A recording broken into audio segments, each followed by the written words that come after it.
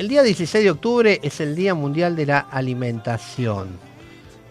Esta fecha está promovida por la FAO, que es la Organización de las Naciones Unidas por la Alimentación y la Agricultura. Es un llamamiento mundial a la solidaridad para ayudar a todas las comunidades para garantizar el acceso a alimentos inocuos, saludables y nutritivos. Bueno, justamente a partir de esto nos surgió una idea de convocar a un especialista en el tema. Tenemos por vía telefónica a la licenciada Graciela Mestre, una gran amiga. Ella es licenciada en nutrición, fue jefa de clínica en el área de alimentación del Hospital Garrahan durante muchos años. Es especialista en distintos temas que tienen que ver con la alimentación saludable, es docente, ha publicado innumerables trabajos científicos y también algo que nos convoca especialmente, que es que hace muy poquito tiempo ha publicado un libro que se llama Alimentación sin riesgos. ¿Qué será eso, no? Bueno, vamos a charlar con ella, vamos a hablar sobre esto y muchos otros temas que tienen que ver con la alimentación. Graciela, ¿nos estás escuchando? Hola Marcelo, ¿cómo estás? Muy bien, un gusto en saludarte. ¿Cómo estás vos? Lo mismo para mí, un gusto enorme de estar aquí en este programa. Bueno. Así que muchísimas gracias por la invitación. Bueno. Mira, vamos a empezar un poquito desde de una idea. Un día se te ocurrió, después de toda esta experiencia que tenés, hacer un libro. Decime por qué se te ocurrió hacer este libro, Alimentación sin riesgos.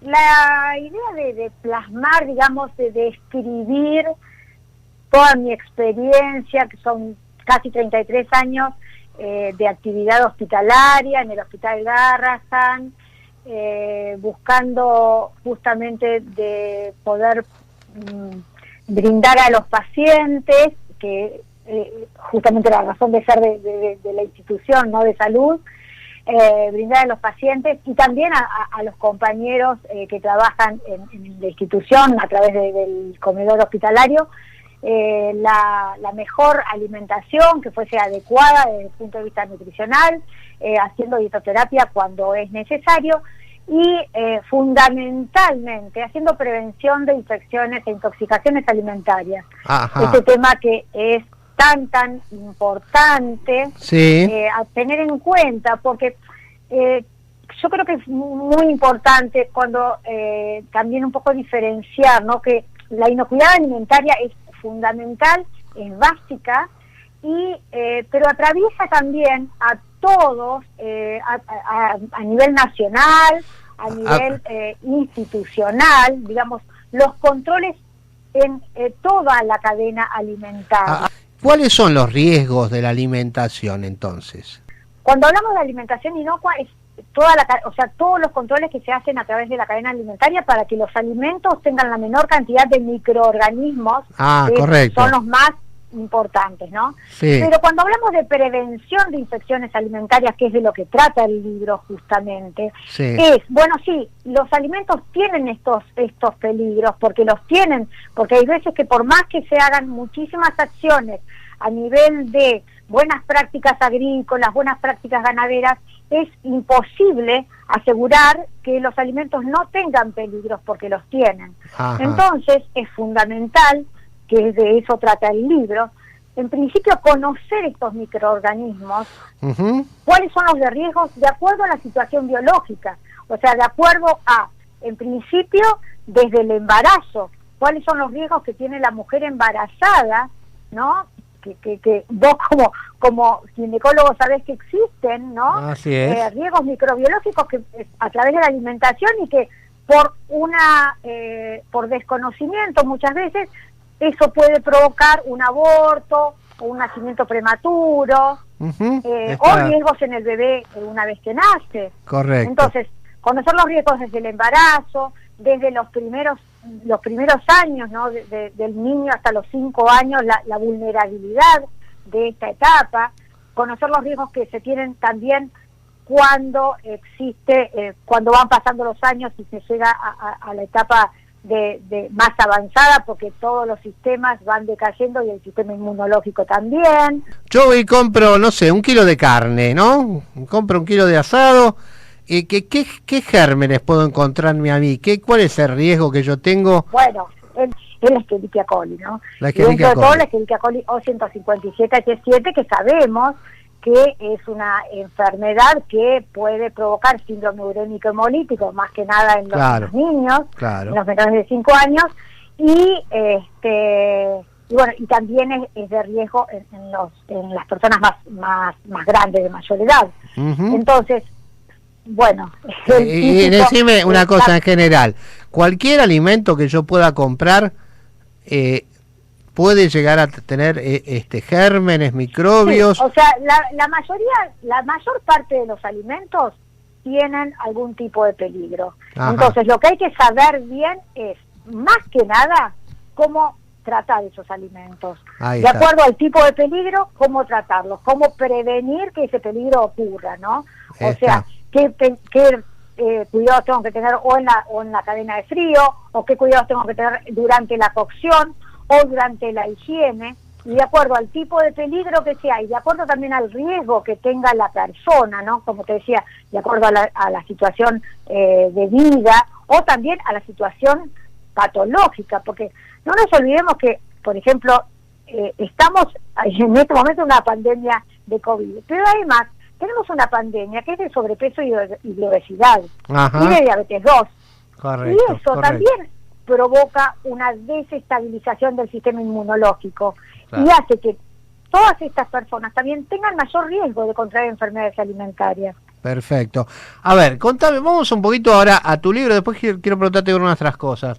Tu libro tiene 3 partes, ¿no? Contame, primera parte, acá me lo detallaste, pero me gustaría que se lo cuentes a nuestros oyentes. Contame.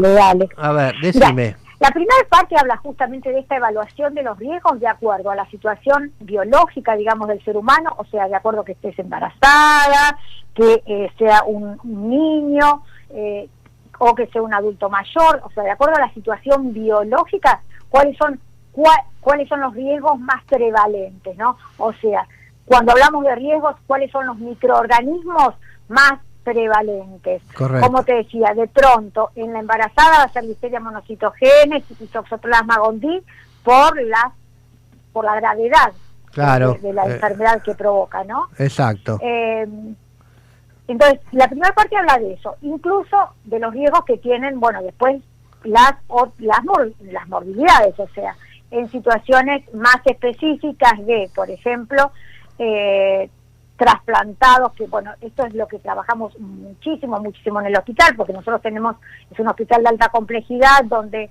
se ven patologías de alta complejidad, trasplantes de células madre hematopoyéticas, de pronto tratamientos de cáncer, y enfermedades metabólicas que crean muchísimo nivel de inmunosupresión.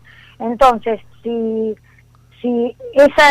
estamos tratando esa patología, pero con alimentación la persona se infecta, y bueno, realmente es una complicación para el tratamiento. Claro, correcto. Entonces, el prevenir la infección en todas estas situaciones es fundamental. Perfecto. Entonces, de eso trata la primera parte, ¿no? De cuáles son todos los riesgos que, de acuerdo a la situación de las personas, están expuestos. O sea, estamos expuestos todas las personas. Estamos todos expuestos, lógicamente. Estamos todos. Después. La segunda parte es más orientada a lo que es la producción de alimentos. Ajá. Entonces, ¿dónde encontramos esos mismos microorganismos que son de riesgo? ¿En qué alimentos los vamos a encontrar? ¿En qué momento del proceso los vamos a encontrar? Ajá. ¿Cuáles son los riesgos que tienen los manipuladores, por ejemplo? Y que puede existir en un ambiente. Por ejemplo, en el ambiente, volviendo a la Listeria monocitogénesis, que es una bacteria sumamente ambiental, que crece a temperaturas muy bajas, que está en un montón de superficies. Entonces, ver, digamos, dentro de los alimentos y dentro de la producción de los alimentos, dónde están esos microorganismos y cómo hacemos para controlarlos. Perfecto. Esa sería la segunda parte del libro. Sí. Y la tercera está bien orientada a qué alimentos y qué procesos hacer. O sea, la embarazada, ¿qué tiene que hacer? O sea, qué alimentos tiene, o de qué manera comprarlos y cómo procesarlos. Con el bebé, cómo tratar estos alimentos, Claro. Lo mismo, o sea, para cada situación, ya sea fisiológica o para cada situación patológica, en el caso de diferentes grados de inmunosupresión que pueda dar por la patología. La tercera parte está como bien orientada a qué hago, el qué hago ¿Qué hacer? En casa. Está dirigido a las personas, es decir, ¿qué hago yo en mi casa, por ejemplo, ante una situación que tengo una persona enferma, que tengo una mujer embarazada, que tengo un chico que está en etapa de desarrollo, un adolescente, ¿no? En cada etapa de la vida seguramente necesitamos distintos nutrientes. La carne si puede llegar a transmitir el famoso síndrome unémico hemolítico. ¿Cómo lo prevengo eso entonces, yo, para que una persona, un chico, no se lo contagie? La carne es un tema que en realidad no debería ser una práctica general, no solamente para un niño o para un anciano, ¿no? Sí. Porque la verdad que no está bueno que tampoco un adulto contraiga una Escherichia coli. No, seguro que sí. O 157H7. Vimos en el 2011 hubo una gran un gran problema donde murieron miles de personas por una E. coli, ¿no? Claro. Y por síndrome urémico hemolítico y en adultos. Así que la verdad que no está bueno que lo contraiga ninguna de las personas. O sea, y la verdad que con la carne es muy sencilla. Lo primero que hay que tratar de hacer es no comprar carne picada. Esa es la primera de las precauciones, porque el problema es la O157H7, que es nuestra productora de síndrome urémico hemolítico, es un microorganismo habitual que se encuentra en el sistema digestivo claro, de la vaca, ¿no? Como una flora habitual, consumo. Para la vaca no es un microorganismo patógeno, claro. O sea, es un microorganismo más, es como un lactobacillus nuestro. Claro. Es la flora habitual, forma parte del microbioma habitual del ganado. De la vaca, sí, exacto. La vaca. Y la vaca cuando defeca en el pasto, y después se acuesta en el mismo lugar donde defecó, o sea, claro. no va a buscar otro lugar. Entonces, los microorganismos van penetrando, digamos, a través del cuero y van penetrando a la carne. Probablemente en un corte de carne donde nosotros podemos sacar la parte externa o podemos cocinar bien, digamos, la carne, y bueno, la Escherichia coli se muere. ¿Qué pasa con la carne picada? Hay dos situaciones con la carne picada. Sí. Una es que toda la bacteria que estaba afuera de la carne se mezcla. Sí. Entonces se disemina en toda la cantidad de carne que estamos picando. Por un lado, eso. Por el otro lado, mientras el carnicero usa la picadora, la temperatura de la carne sube muchísimo. Puede subir hasta 20, 25 grados centígrados, más allá de que el carnicero no va a estar cuidando de controlar la temperatura de que no suba. Claro. O sea, a medida que sube la temperatura, la Escherichia coli se reproduce a pasos agigantados, porque a 20 grados centígrados de temperatura ambiente, y es la temperatura ideal para la reproducción de los microorganismos. En realidad se reproduce muchísimo, y entonces va a estar diseminada por todas las partes de la carne picada. Lo que hace después mucho más dificultosa la cocción, o sea, la destrucción, digamos, de esta Escherichia coli durante la cocción. Y se suma otro factor, que la grasa que suele estar presente dentro de la carne picada hace como aislante para el ingreso de la temperatura.